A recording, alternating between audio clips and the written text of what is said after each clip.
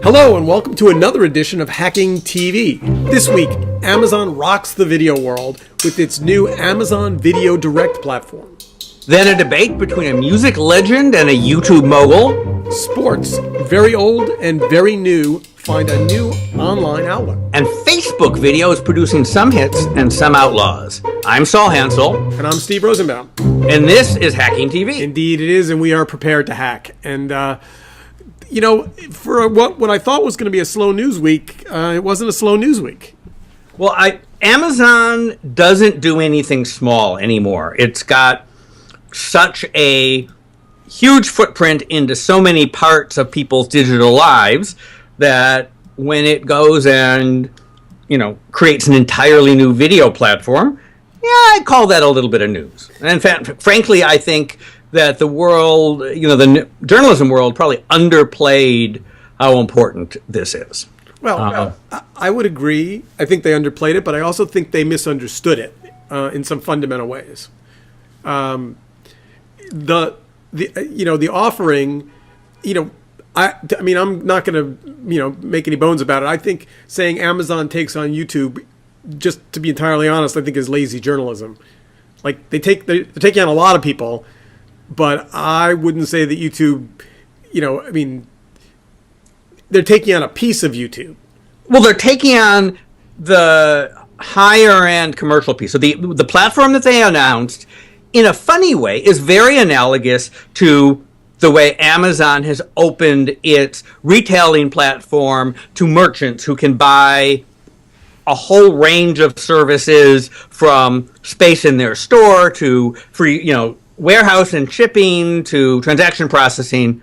So if you are making video and you want to make money from it, you can put your video up on Amazon and you can get 55% of ad revenue. You can get 50% of the pay per download, sales price. You can get 15 cents per hour if you want to include it in Amazon Prime, or you can get 50% of your own subscription plan that you come up with yourself. So they're basically saying whatever model you think is appropriate, you can use our platform to get that video to your customer.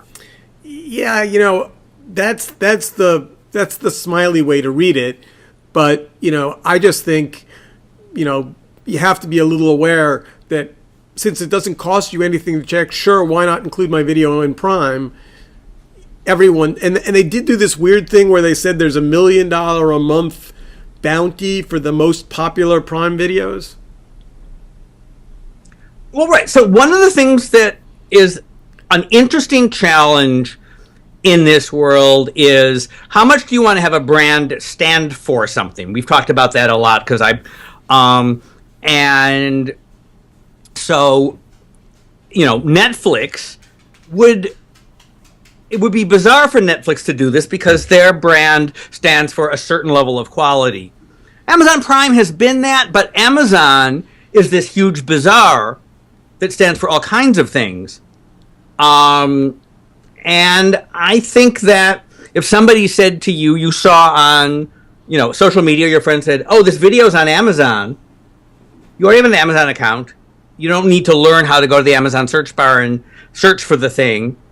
And then they post a price or an economic basis, and they already have your credit card. I think it's a very low friction way to build transaction video. So two things, and I actually disagree with you on a couple of levels. Okay. First of all, I think it looks a lot more like what Amazon, is doing in the book business with self-publishing. Yes. From the outside in, you say, well, now everybody can publish a book because it's so easy to upload your book to Amazon. Having done that, I can tell you that it is not easy at all. It's actually an enormous amount of work. The technology is actually fairly complicated, and I don't know whether that's meant to weed out kind of people putting up random, PDFs, but it does. And if you look in the fine print of the Amazon Direct Video offering, every video that is uploaded must have a lower third caption file. Okay. So is the government forcing No, in fact, it's clearly an Amazon choice. It's not if you're a And broadcaster. why do you think they're doing that? What? Why are they doing that? To make it hard. Okay, To- which to- means to that they gently- want upper end. It keeps all of the family dog and cat videos off the service in a way that doesn't seem pejorative, but it's technical. That and what do you think that's a mistake? No, well, I think that they don't. I think they made a mistake by not. The big piece of the market that I think they didn't touch was business video that people are currently putting on YouTube and then embedding in their website and getting random ads that aren't appropriate. I think that there's a huge OVP opportunity that they chose not to nibble at for now. Right. So they're extending the experience. So people who are paying attention can buy pay-per-view, can buy subscription through them, and they just announced, they're making a big play in being a distributor for video subscriptions. So you can buy HBO and Starz and Showtime. You can buy Comcast wired service. So they want you to think of Amazon as a place to get video of all the different shapes and sizes. And I think that's smart because someone, if we believe that the number of choices you have of video and video business models is going to multiply, having a marketplace isn't a crazy thing, and Amazon knows how to do that business, and they have everybody's credit card already. Just do the math on the back of the envelope for a minute. 15 cents an hour is what they're offering for if you stream through Amazon Prime. Right. And arguably that's because that's money coming out of their pocket. There's no additional fee for it. Nobody's paying up for that. But that right. And look, but from a market standpoint, is that not a ridiculously low amount of money? Well, if it turns out that a kind of content is worth more than that, right, then the market will adjust. Right? Amazon clearly pays more than that for some stuff. There's nothing in that baseline open platform deal that keeps them from paying more for stuff, just like you can put your merchandise on Amazon and set the price. I'm just curious.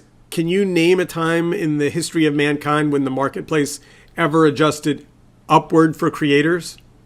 Ever? Television. Right. The amount of money that networks pay per hour of primetime TV goes up. It may not, right? Then cable came in, it bifurcated, but CBS is paying a lot of money for CSI. Yeah. Anyway, my point is, I think if you look below the hood at the Amazon offering, it attacks a bunch of things at the same time. It attacks subscription. It offers an opportunity for people to pay, on demand, which is all great. I'm a huge fan. I'm glad they did it. But I was surprised at the technical complexity when I signed up.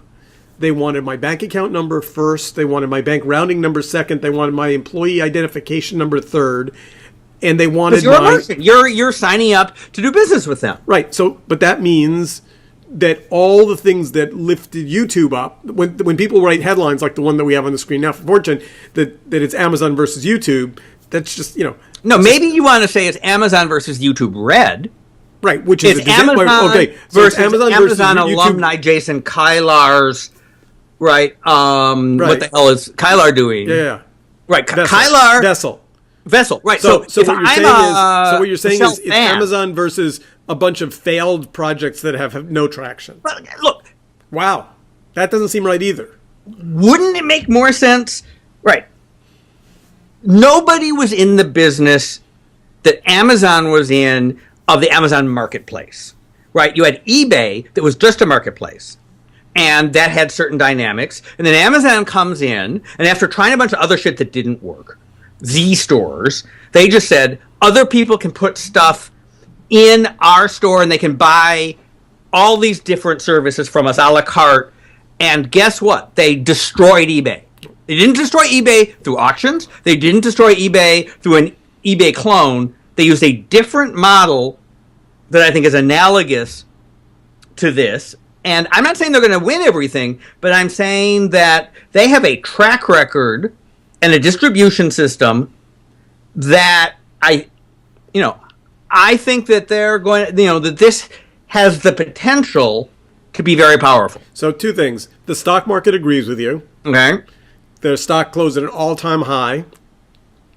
50% higher market cap than Walmart's.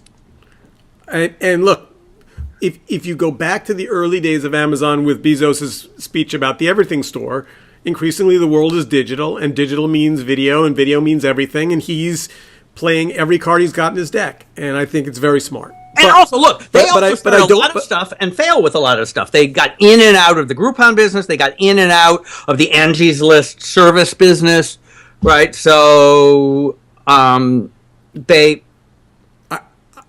just don't. I think it's a mistake to make them a YouTube competitor. They're a new category, and I think it's a mistake to say it's good for creators because I think the jury's out. That's all. Well, look, again, if you are saying, oh, my stuff is worth more than 15 cents a minute or an hour, Amazon will let you start your own subscription service. And clearly people will pay $10 a month for the Hacking TV podcast, and you can put on your $10 a month service. They're taking 50% cut, which is too high for right now. But again, the marketplace will adjust that. If you look at the cut that they took from self-published books, they started at 70, and then there was competition, and they dropped it down, right? It's...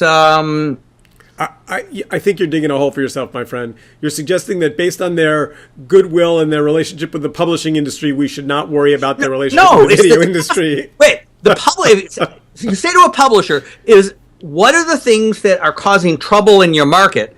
Amazon Publishing is high on their list. The publishing middlemen don't like them, not one bit. But the authors, it's a little more complicated, right? I'd love to get some of my friends in the book business to get on the phone. The pitchforks and the Amazon is not having an impact, or Amazon just is making it worse, right? I'm saying they're having an impact. I'm not saying they're going to make life better for everybody. I'm saying they're going to have a big impact. All right, let's move forward because... Okay, so there's a debate that actually relates to this. So Irving Azoff, sort of the venerable agent, was the agent for the Eagles and all these people, comes and writes a letter on Recode and says, evil YouTube, what was the quote? If music matters to YouTube, why not give musicians the same choice you give yourself? Taylor Swift should be able to decide which of her songs are available free and which are part of a paid subscription, right? You're forcing us to work for slave wages, says rich white old dude. And then Hank Green comes back and says, crybaby, crybaby, when I put up a video that has your music on it, all my ad revenue is taken away and given to you through the Content ID system. So what the hell are you complaining about? What do we make of this debate? It's a terrible marriage. It's a terrible marriage. The music industry sees YouTube as fundamentally having made them second-class citizens in their own market. They don't have any control over how the deals are cut or how the numbers work. And the stalking horse in all this, theoretically the player that is behind this debate is Vivo, right? Because all Irving has to do is say, we're going to give our platform, Vivo, a 24-hour head start on our artists, or even a 24-minute head start, or a 24-second head start, and the real diehard fans would begin to slowly move over, to Vivo, which is growing nicely. But although doesn't Vivo do a lot of distribution on YouTube? They do, and so it's the bite the hand that feeds you problem, right? I mean, they'd like to have their customers coming to them directly. They'd like to have a direct one-on-one relationship with their customers. But meanwhile, YouTube pays them an awful lot of money, and they'd like to see the revenue stream on Vivo guaranteed and growing so that they can begin to dial down YouTube, and that's probably not going to happen. These guys were talking past each other because there's really two kinds of music on YouTube, and both of which I think give the labels and the artist somewhat more control than Azoff makes out. So you've got the full video, right, that is just the work of the artist. And then you have the new work, fair use stuff, or it's not fair use, but it's sync, where I'm making a new video to somebody's soundtrack, right? The new video, the Vivo stuff, my video, they can put that where they want. They don't have to put that on YouTube. It's not required to be. There's no control. And they can work out whatever economic deal they want. And if they don't get paid enough, right? So I can tell you Hank Green is not talking about that. He's talking about sync. I can tell you a bit of a story that doesn't have an answer yet. It's a little premature, but it's interesting. So 14 years ago, almost 15 years ago, I made a video in the days after 9/11 called Overcome. And it was with the music from the band Live and Ed Kowalski. And the music, it was my pictures. It was his music. He'd put it up and said, use it. We all used it. The video got a lot of play. It played on VH1. It was very popular on the internet for a long time. As I was preparing for this podcast, I went to take a look at my collections on YouTube and found that that video now has a copyright strike against it and has been taken down because UMG says that we are using their music without permission. Now, there was no monetization turned onto that video. Mm-hmm. There's not. They didn't do what Green suggested, which was just simply say, "Listen, we're going to let you keep using it, but we're just going to absorb all the revenue from it." They literally just removed the video, so it is no longer available worldwide. So, isn't that saying that Azoff has what he wants? Well, so there's a way that you can debate copyright strikes on YouTube because there's always reasonable people can disagree. So I go and I look at the video and I look for the place where there's the little button that says, no, I think, and there's usually, it gives you a bunch of choices. You can say, I had permission to use this. The artist gave me permission. It's fair use. You can come, there's a bunch of different answers. In this case, that button is not there. Ah. So not only is the video down as we come up on the 15th anniversary this September, but there's no way to debate it. So I put a ticket in this morning. And interestingly enough, they said, we guarantee we'll get back to you within 24 hours. So we'll, by next week, we will update on, Steve Battle's fair use.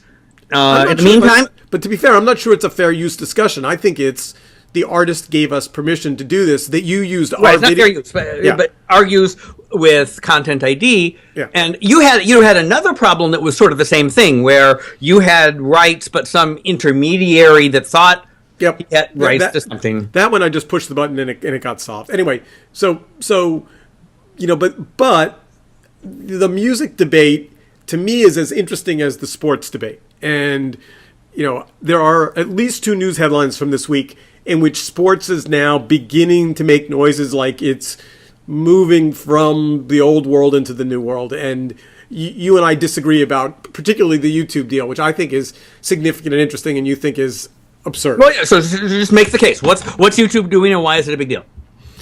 YouTube is licensing some classic NFL games. So YouTube is beginning to get comfortable with writing checks to the NFL, and the checks will get bigger and the audiences will be lured, and at first it will just be a little bit of a dip our toe in the water, but I think it's a sign of things to come. Well, what's interesting, right? So they had an arrangement. NFL posted some content on YouTube already. What's new is they're trying full games. So a question is, are people going to watch full games on YouTube? But that they're doing old ones, which have such a tiny value that this is not the same as DirecTV or Fox or all these people who wrote multi-billion-dollar checks to the NFL because they needed to attract the tens of millions of addicted football fans to make their thing popular. This is a tiny little thing that will lead to a much bigger thing. Maybe, but inevitably. Well, inevitably digital. But the question is, I mean, I don't think that the economics are there for distributors of platforms to buy sports rights, right? Because the platforms are weaker. But by the way, we skipped over one thing going back to the Amazon Video Direct business for a second. Right. One of the things they offer you as an option is run your video for free and we'll put ads in front of it. Yes. Okay. Puzzling, though, Amazon doesn't sell ads. Sure it does. They have an ad sales operation? Yeah. Amazon does everything. I mean, there's ads all over Amazon. There's ads on the front of your Kindle. I mean, there's I wonder whether or not they've got... Anyway, I mean, Google clearly sells ads. Amazon... it's a totally fair question. What can they sell the ads for? But, getting ads sold, if you have audience, isn't that hard. Yeah, you can do it better, you can do it worse. So the reason why the NFL thing interests me is because students of history will remember that a long time ago, Rupert Murdoch bought NFL rights for Fox when Fox was a fledgling, silly little UHF network that nobody paid attention to. And the headlines were he overpaid, it was ridiculous, it was a waste of time. Users, fans were unhappy because they had to go find the games on these know-nothing UHF stations. It ended up being a game changer for Murdoch. It was very smart. Let me follow through on my hypothesis. I'm saying that that deal and the DirecTV deal that was somewhat later were really important in a world that is different than today in a very powerful reason. Okay, so when you only had so many broadcast stations or so many multi-platform, cable satellite systems, getting someone to sign up for your satellite system or to learn how to tune to your TV station where you can promote the rest of your lineup is very valuable. So you lose money on the NFL because your platform has some stickiness. My argument is that there are too many platforms and that the right model is that for the NFL to go direct the way baseball is doing, right? And that the only market clearing solution is for ESPN to merge with the NFL because their interests are too aligned, the same business. I think that direct distribution is where we're going, and I just don't see. I mean, I might pay $1 more than I could make on something to the NFL, but that premium is just so much less than it ever was. All right, so you don't agree, or you do agree? If you were Reed Hastings, would you lose money and spend billions of dollars on NFL games? Is that going to get you a lot more Netflix subscribers? Well, they don't have any live product at this point, so and live is a different. All right, so let's go to chapter 3 because chapter 3 is the one that is the most thorny and complicated, and potentially where you and I, have the most. I don't even know what the word is. I was going to say disagreement, but it's not quite a disagreement. We have a bunch of things. So what's happened is, right, so Facebook comes out with Facebook Live at the beginning of the year, and guess what? People are using it. And guess what? Things are coming up, right? So we've collected 3 or 4 stories of successes and problems and nuances that are part of a big world of content producers poking and prodding at this Facebook video thing. The most interesting is what Mike did. So Mike said, hey, we want to make money on our videos. And they sold some ads that were in the lower third saying this is sponsored by, what was it, Hulu or somebody, over a video. It looked just like what you might see on YouTube. And Facebook slapped them and said, you can't do that. Right. And that's... And did it fast. Yes. And that's... I'm not sure. Can you do that on YouTube? Can you sell your own lower third ads? Not really, no. In fact, you have to check a box when you upload that says this is sponsored, and it flags it, and they look at it and say, you have to run that through us. And what kind of sponsoring is okay? You can... I mean, you can do sort of embedded product stuff like. Yeah, they squint at some stuff, but And if you're really big and you want to sell your own ads, they'll cut a deal with you. But the Facebook isn't there yet. Facebook is really interesting in how much they control their advertising. They've got a rule that if you buy a regular ad on Facebook, which is a big image and a little bit of text, you can't put text on most of the image. You can't actually make something that is filled with like text headlines that looks like a garish ad. It has to be a pretty picture. Yeah, it's actually kind of problematic from an advertising perspective. But so the Mike story is interesting, but there were a couple of others that we pulled out, right? So the Recode, calling journalists badass, jackass copyright, copycats, I thought was interesting. Well, so you have Dana Milbank, said like most, pundits. He's one of the lead guys of the Washington Post pundit. He said, if Donald Trump becomes the Republican nominee, I'll eat my columns. So somebody says, okay, you got to do this. And Facebook Live is the thing of the moment. Let's hire a chef to go cook up your columns in 9 different sauces, and we'll broadcast it out live on Facebook. And yes, Facebook Live lets you look like a jackass in real time. I don't know whether that's a trend. Have you ever eaten one of your columns? I've had several that I should have eaten. That's for sure. We go may look eat at a the first podcast article I before wrote much about Google, for example. So that's story number 2. Story number 3 is this. Are Facebook Live videos really live? And guess what? Once they open up the API, you can go plug a video thingy into it, and you can stream. It's live streaming, but it doesn't have to be something that's happening now.